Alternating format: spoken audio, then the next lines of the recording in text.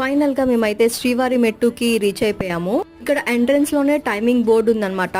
From 6 AM to 6 PM. Evening 6 తర్వాత అలో చేయరనమాట పైకి వెళ్తానికి. ఎందుకంటే మనందరికి తెలిసిందే కదా, ఇదంతా ఫారెస్ట్ ఏరియా అనమాట. సో నైట్ అయితే యానిమల్స్ అవి తిరుగుతానికి ఛాన్స్ ఉంటది. మన సెక్యూరిటీ పర్పస్, సేఫ్టీ పర్పస్ కోసం అలో చేయరు. అంటే ఫ్రీ లగేజ్ కౌంటర్ కూడా ఉంటది. మనం లగేజెస్ అన్ని పైకి తీసుకువెళ్లే పని లేకుండా ఇక్కడ మనం సబ్మిట్ చేసేస్తే వాళ్ళు వ్యాన్స్ లో పైకి పంపిస్తారు. మనం అక్కడ కలెక్ట్ చేసుకోవచ్చు. స్టార్టింగ్ లో మనకి శ్రీవారి పాదాలు, ఇంకా నామం, శంకు చక్రాలు కనిపిస్తాయి. ఇక్కడ మంచిగా కొబ్బరికాయ కొట్టి పూజ చేసుకుని దేవుడికి దండం పెట్టుకున్నాము. మా జర్నీ అంతా మంచిగా అవ్వాలని చెప్పి.